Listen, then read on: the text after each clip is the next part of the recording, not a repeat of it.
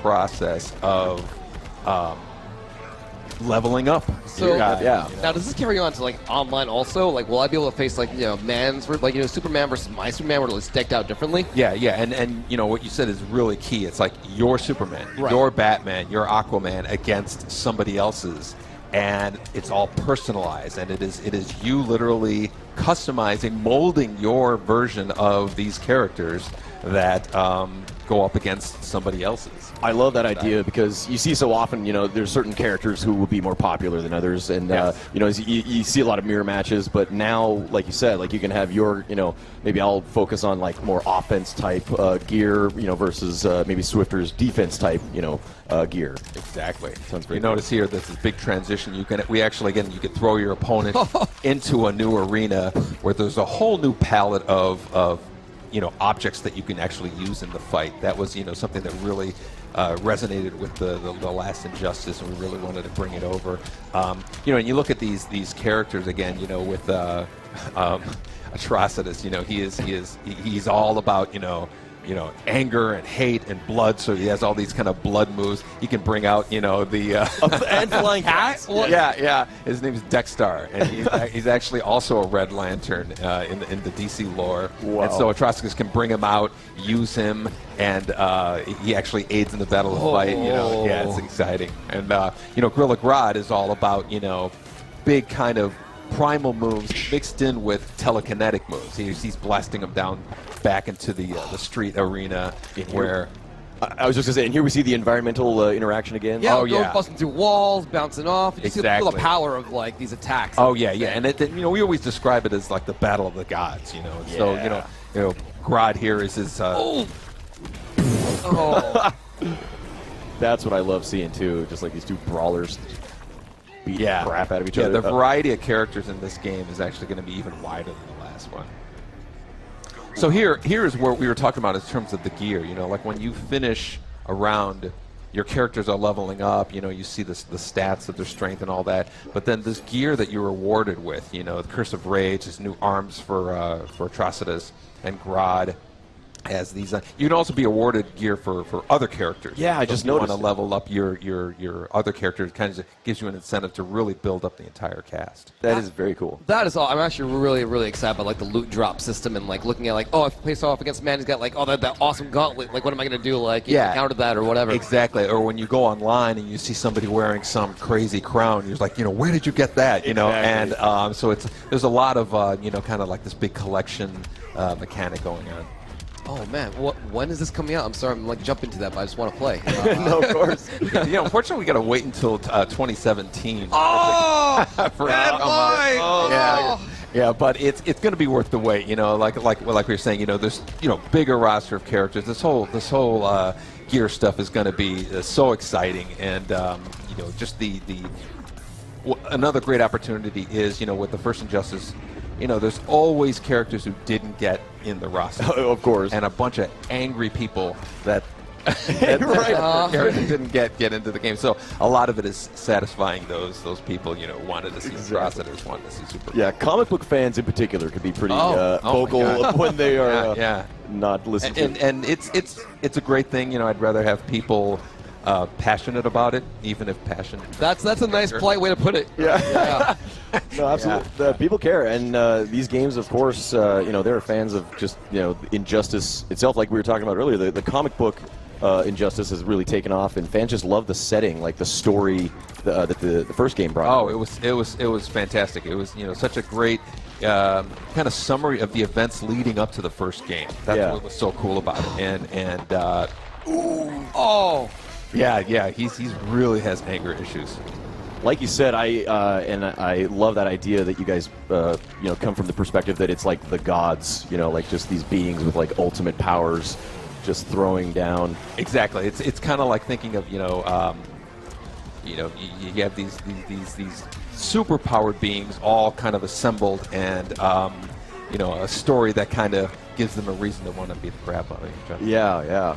So, are there any changes to like the combo system or like the mechanics? I'm sure you guys are still kind of tweaking that, of course. Yeah, we're always refining it. We every game we really want to add nuances that not only can be appreciated by kind of casual guys, but the hardcore fighting game guys. We really are big fans of esports and everything, and we really want to have this game be a big part of it with tournaments and all that stuff. So there's a lot of really deep layers that we've added to the game for those players.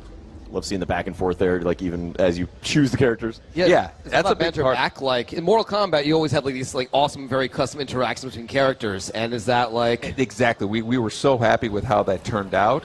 And these characters, they have a lot of them have relationships with each other, and they have stories famous stories. They make references to those stories. Awesome. It's great. So you see a lot of nods to the to some of the comics you might have read, or so, or something you might have seen in other media.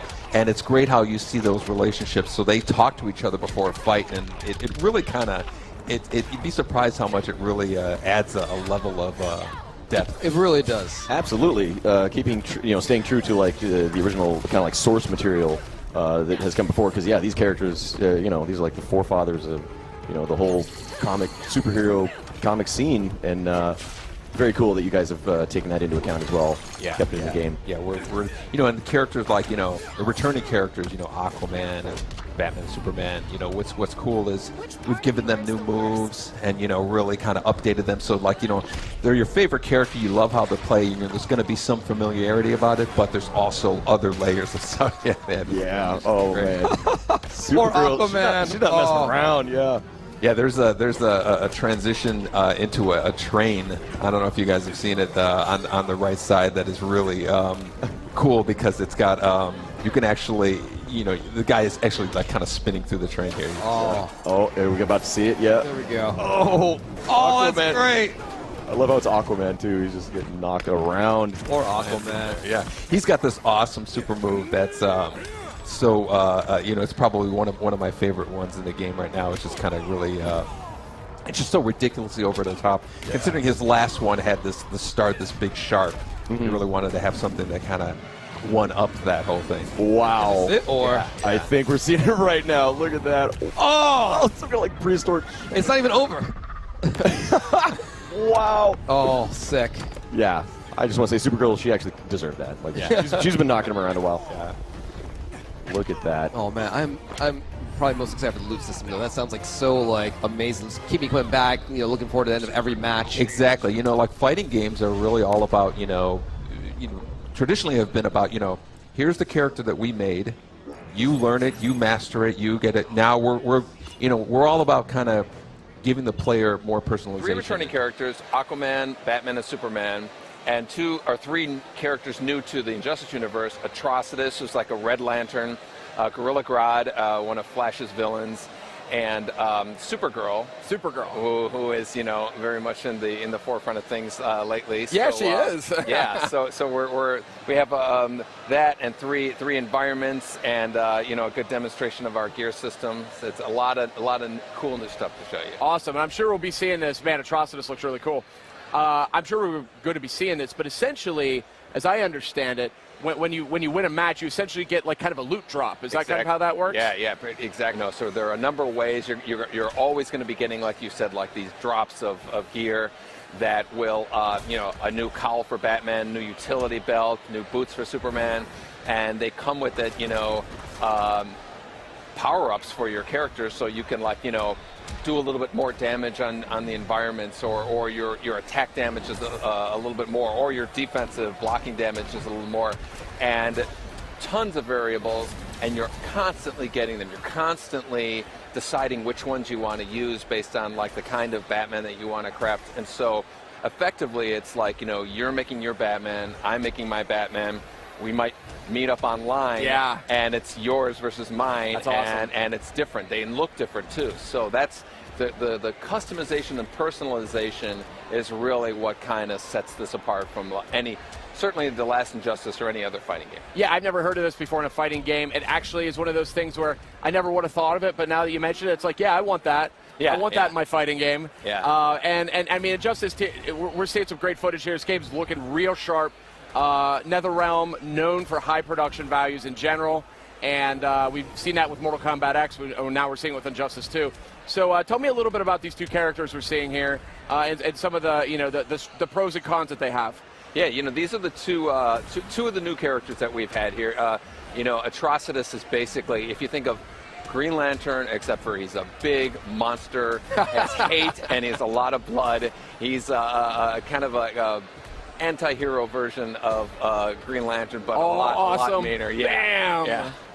And he's with Gorilla Grodd, who's one of Flash's villains. And Gorilla Grodd is kind of like, he's a gorilla, and he's had all these crazy animal-like attacks, but he also has a high intellect. So he has telekinetic abilities. He can make you beat yourself up. He can levitate in the air and stuff. And so it's a great. I think they're two great additions to our roster. One of the things I love about what you guys did with Injustice 1, which was a huge hit with me and my friends, we love that game. It's got such a great sense of humor.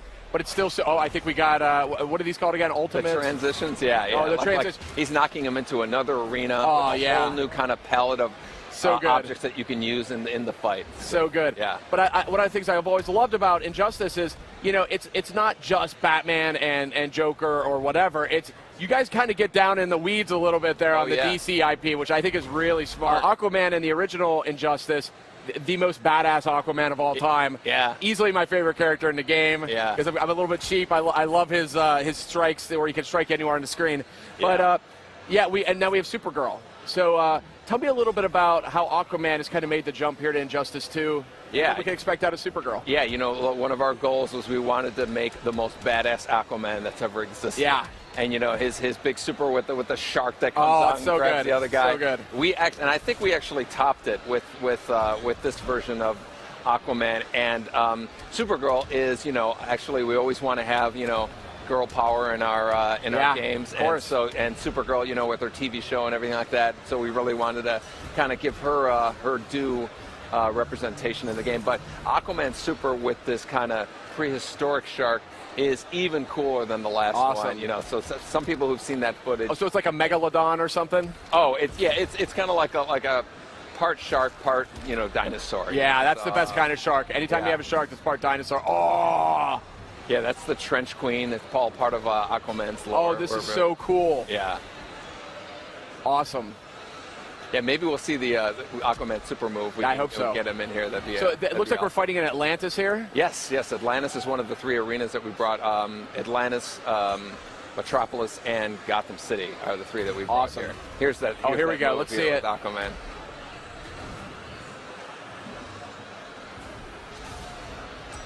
Bam. Oh, now I see the dinosaur.